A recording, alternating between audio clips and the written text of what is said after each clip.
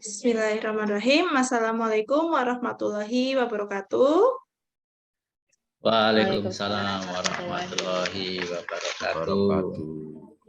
Pada siang hari ini kita akan melakukan proses coaching, kegiatan coaching yang akan disampaikan oleh Pak Sigit Adipambudi sebagai coach, Bu Andri sebagai coachee, dan Pak Daru sebagai observer.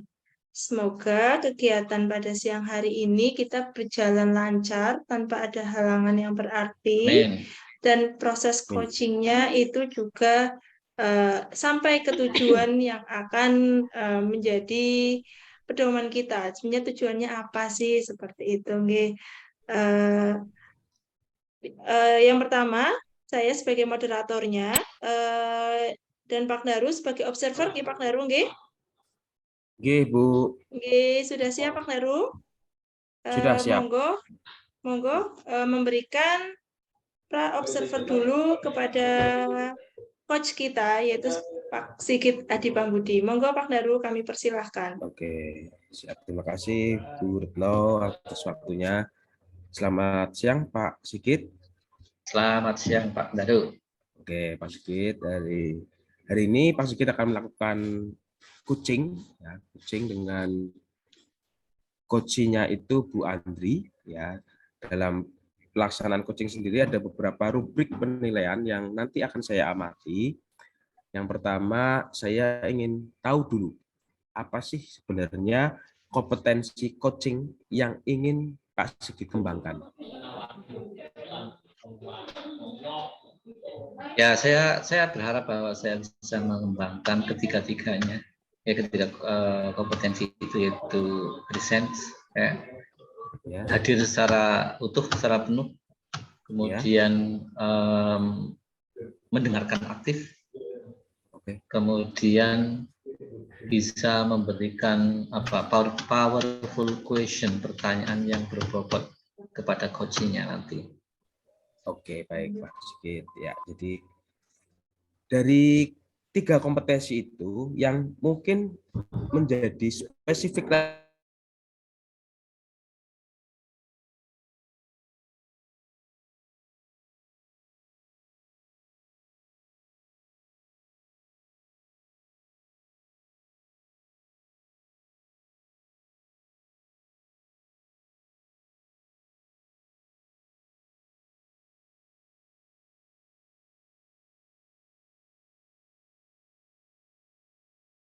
yang mendengarkan itu tadi Pak, mendengarkan dan aktif itu apa indikatornya? Karena saya mencoba untuk mendengarkan aktif dengan rasa, ya.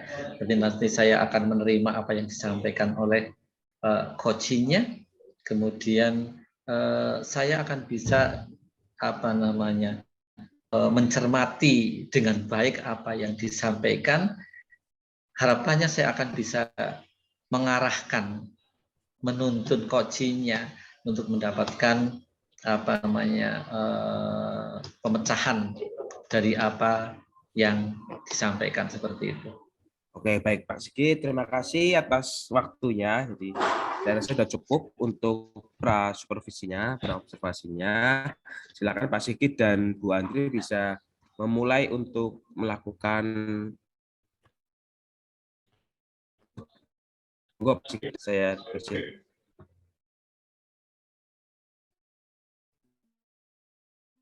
Terima kasih. Assalamualaikum. Selamat siang. Waalaikumsalam.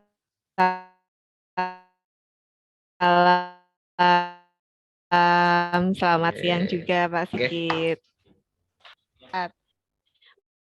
Pak Sigit bagaimana? Sehat? Andri, gimana Bu Andri? Terjadi belum melaksanakan pembelajaran yang berdiferensiasi gitu Pak. Padahal saat ini kita telah melaksanakan kurikulum Merdeka, terus sebetulnya kita kan harus memenuhi kebutuhan para siswa dengan melaksanakan pembelajaran yang berdiferensiasi. Jadi di sini saya ada sebuah pemikiran bagaimana caranya mengajak rekan-rekan sejawat di sekolah saya itu untuk bisa melaksanakan pembelajaran yang berdiferensiasi gitu. Lebih ke mengimplementasikan berdiferensiasi untuk mengakomodasi belajar murid yang berbeda-beda gitu dari preferensi dan lain-lain yang lainnya. Kira-kira gitu, Pak. Begitu, nggih, Bu Andri. Jadi ada satu hal yaitu tentang pembelajaran berdiferensiasi yang menurut Bu Andri itu belum dilaksanakan oleh sekolah Bu Andri sesuai dengan kurikulum yang sedang berjalan saat ini, Bu Andri. Betul, betul Pak. Jadi belum terlaksana. Ya, terus harapannya Bu Andri nanti di akhir pembicaraan kita ini apa harapan Bu Andri yang bisa didapat dari pembicaraan kita nanti, Bu Andri? Ya, yang kepengen saya dapatkan dari pembicaraan kita nantinya itu lebih ke ya nantinya bagaimana caranya agar saya itu bisa mengajak guru-guru di sekolah kami untuk melaksanakan pembelajaran ya, halo? Bisa terdengar Pak suaranya?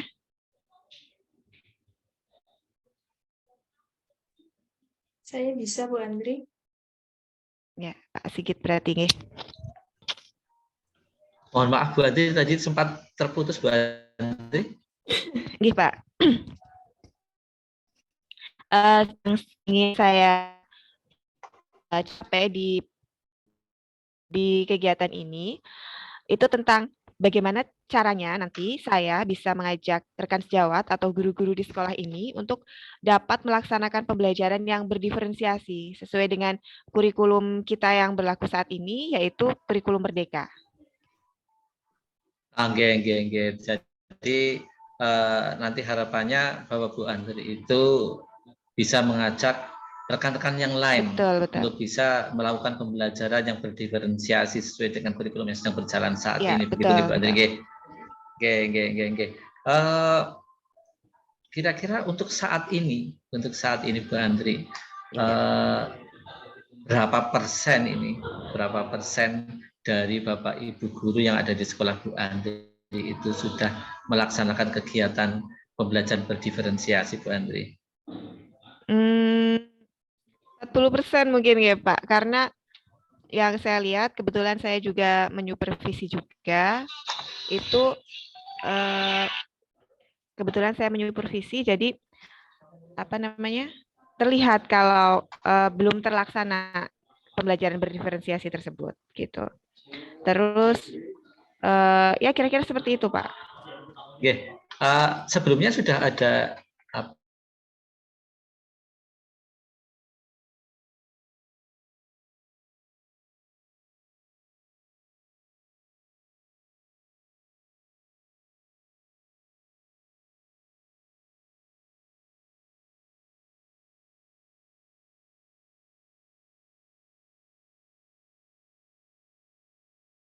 belajarnya mereka berbeda-beda gitu. Terus kita untuk mengantisipasinya itu bagaimana begitu. Gitu. Masih ada perasaan takut juga. Ya. Jadi kenapa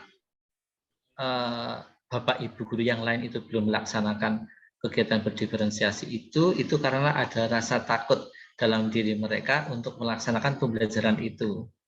Ketakutan itu ketakutan apa Bu? Ketakutan salah apa penyiapan? Gimana? Bukan Pak, lebih kayak gini, kayak saya kayak belum siap kayak gitu loh untuk melaksanakan pembelajaran berdiferensiasi tersebut. Karena kan harus penyiapannya itu untuk memenuhi kebutuhan para siswa kan harus maksimal nggih Pak nggih. Nggak bisa ya nggak bisa satu pembelajaran di kelas itu sama semuanya. Jadi butuh persiapan dulu. Nah itu terkadang para guru di sekolah kami itu untuk menyiapkan hal tersebut itu masih ada kendala-kendala yang lainnya gitu Pak. Gitu, Bu. Kemudian dari kondisi tersebut Bu, pemikiran yang muncul pada Bu Andri untuk mungkin merubah kondisi tersebut itu apa Bu? Untuk merubahnya itu salah satunya saya mungkin harus berkoordinasi juga dengan kepala sekolah dan mengajak berkoordinasi juga dengan bidang akademik, Pak, gitu, untuk menyusun suatu strategi atau rencana agar nanti paling enggak di semester 2 ini, paling tidak di kelas 7 begitu, syukur-syukur bisa masuk ke kelas 8, 9, walaupun 8, 9 itu belum tidak menggunakan kurikulum merdeka, tetapi kan jika kita memenuhi kebutuhan para siswa itu akan sangat luar biasa sekali dampaknya untuk siswa begitu ya, Pak. Jadi ya tadi saya kepengen berdiskusi dengan kepala sekolah, berdiskusi dengan akademik, kira-kira langkah kita ke depannya itu apa begitu. Itu jadi sudah ada gambaran gambaran rencana gambaran rencana apa yang harus yang mau dilakukan oleh Bu Andri dengan kondisi yang semacam ini itu mungkin punya prioritas prioritas rencana yang segera akan Bu Andri lakukan biar karena kan kurikulumnya sudah masuk ya Bu sudah kurikulumnya sudah masuk nah ini mungkin dari gambaran rencana itu ada yang segera harus dilaksanakan oleh Bu Andri, ada prioritas rencananya apa? Mungkin saya menyarankan untuk adanya IHT begitu. Saya kan juga mendapatkan materinya ya Pak. Kebetulan kemarin-kemarin saya juga sudah melaksanakan untuk pembelajaran berdiferensiasi di sekolah ini gitu. Jadi di situ semacam IHT tingkat sekolah mengisi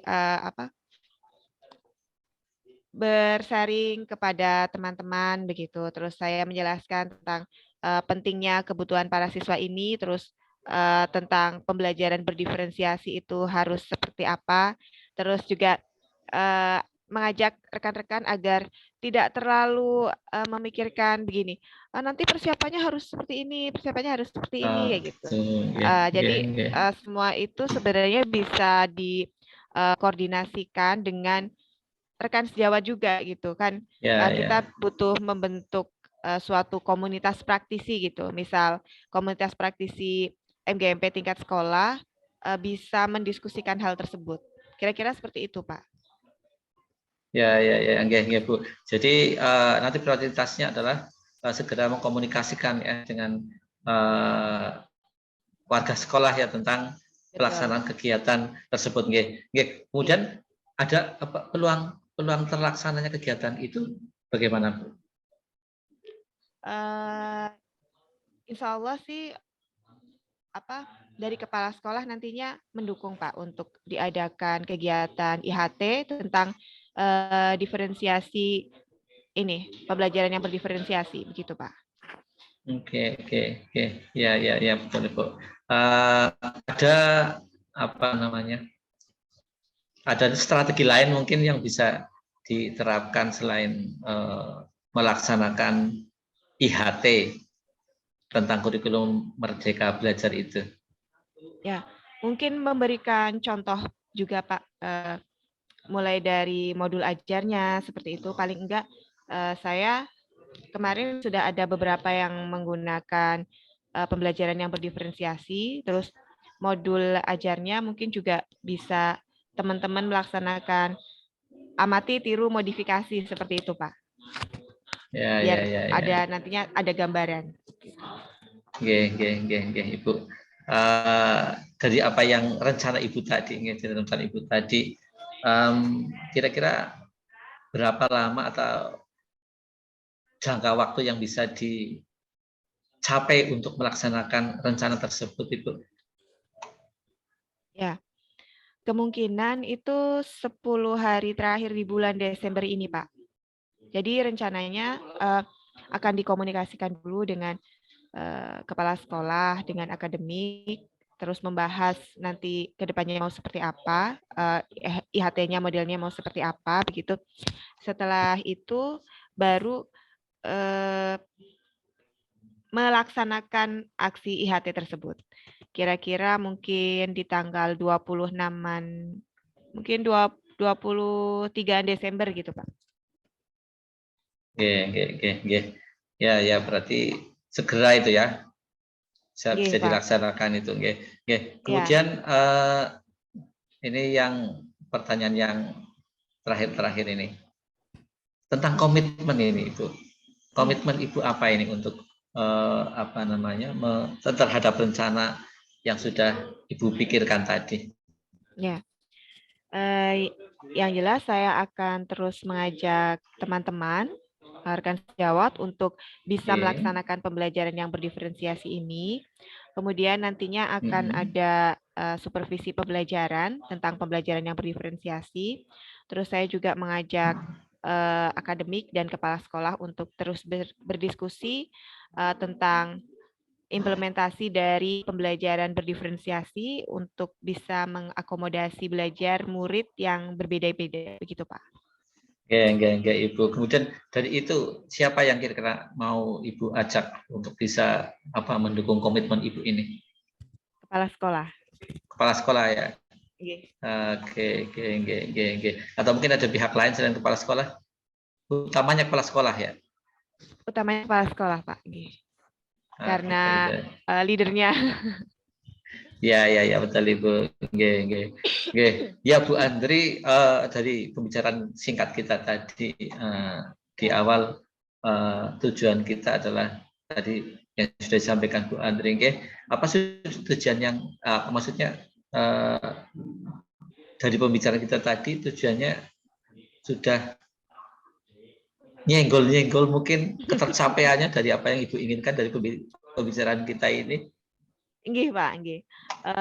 Saya kepengen ada sebuah penyelesaian atau langkah-langkah menghadapi guru itu seperti apa untuk bisa melaksanakan pembelajaran yang berdiferensiasi ini, nggih.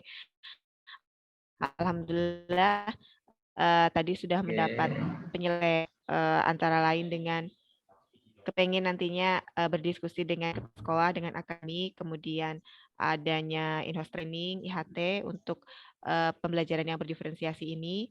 Terus saya bisa juga memberikan contoh modul untuk bisa di ATP oleh teman-teman, diamati, tiru, modifikasi, begitu Pak. Terus saya juga berusaha untuk tetap bisa melaksanakan pembelajaran yang berdiferensiasi ini. Kira-kira begitu Pak. Ya Ibu, terima kasih. Semoga apa yang Ibu rencanakan itu bisa dilaksanakan dan nanti kita bisa berkomunikasi lagi, kita bisa ngobrol-ngobrol lagi tentang hal ini nanti setelah Ibu paling tidak melaksanakan IHT ya. IHT itu selesai, kita lihat respon atau mungkin efek dari IHT itu terhadap Bapak Ibu pada yang lain dalam pelaksanaan pembelajaran yang berdiferensiasi itu. Ngaten nggih Bu Andri nggih. Nggih, laras Pak. Nggih, ya saya rasa waktu kita tidak banyak ini sudah akhir nggih. Kita akan ketemu lagi segera Ibu. Ibu ya Bu Andri, terima kasih ya Bu. Assalamualaikum warahmatullahi wabarakatuh. Waalaikumsalam warahmatullahi wabarakatuh. Waalaikumsalam. Terima kasih Pak Sigit dan Bu Andri. Alhamdulillahirrahmanirrahim sudah mulai selesai. Sekarang masuk ke tahap selanjutnya yaitu dari Pak Daru untuk mengobservasi hasil percakapan coaching tadi itu bagaimana. Pasca observasinya itu bagaimana. Monggo Pak Daru, kami persilahkan. Oke, terima kasih Bu Retno atas waktunya. Saya ingin menyampaikan ya catatan-catatan dari observasi yang sudah saya lakukan terhadap Pak Sigit dan juga Bu Andri. Pak Sigit sebagai coach ya. Jadi saya tadi melihat bahwa penyampaian dari Pak Sigit dalam melakukan suatu coach itu sudah baik ya. Jadi sudah bebas dari penilaian dan asumsi, kemudian fokus pada area yang ingin dikembangkan. Ya, dikembangkan berdasarkan hasil percakapan tadi sebelum Pak Sigit dan Pak Bu Andri melakukan coaching. Kemudian yang ingin saya tanyakan, apa sih tadi ya yang dalam artian yang menjadi atau pertanyaan-pertanyaan atau mungkin yang sudah dilakukan Pak Sigit itu apa tentang tadi Pak Sigit bilang ketercapaiannya kan tentang aktif dalam mendengarkan. Mendengarkan, betul. Ya, apa kira-kira indikatornya apa? Jadi Sudah saya merasa kalau tadi saya sudah berusaha untuk apa namanya menjadi pendengar yang aktif ya, bahwa saya mencoba untuk mendengarkan secermat-cermatnya dari setiap hal-hal yang disampaikan oleh Koci tadi, karena harapan saya bahwa ketika saya bisa mendengarkan dengan cermat, dengan teliti, nanti ketika saya akan mengarahkan pun bisa arahan yang teliti terhadap apa yang sebenarnya diinginkan oleh Koci tersebut. Seperti itu Pak Kendari. Oke, baik Pak Sigit. Ya. Untuk keberlanjutannya lagi, kira-kira apa sih yang ingin Pak Sigit kembangkan dalam proses coaching nanti mungkin di lain waktu, selain tadi aktif dalam mendengarkan? Ya, kalau nanti jelas nanti saya akcent yang berikutnya yang harus saya kembangkan itu adalah respon bagaimana kita itu membuat pertanyaan yang berbobot. Itu powerful question itu akan bisa dilakukan ketika kita tadi sudah cermat mendengarkan, kemudian sudah teliti mendengarkan, kita tinggal menyampaikan pertanyaannya dengan pertanyaan yang berbobot. Ya harapannya bahwa dengan pertanyaan-pertanyaan itu dari sumber yang didengarkan dengan teliti itu nanti akan bisa mengarahkan Koci ke penyelesaian yang detail juga, penyelesaian yang detail juga yang sesuai dengan apa yang tadi sudah didengarkan secara aktif pada paparan masalah yang diberikan oleh yang disampaikan oleh Koci. Seperti itu Pak Daru. Oke, terima kasih Pak Sigit ya atas partisipasinya ya. Dalam artian sudah bisa melakukan dengan baik ya. Semoga kedepannya Pak Sigit bisa menjadi coach yang lebih baik lagi untuk dapat menggali potensi-potensi yang ada di lingkungan Bapak, rekan sejawat ataupun yang lain. Terima kasih Pak Sigit. Terima kasih. Saya kembalikan lagi ke Bu Retno. Monggo Bu Retno. Terima kasih Pak Daru atas hasil observasi tadi yang telah diberikan kepada Pak Sigit.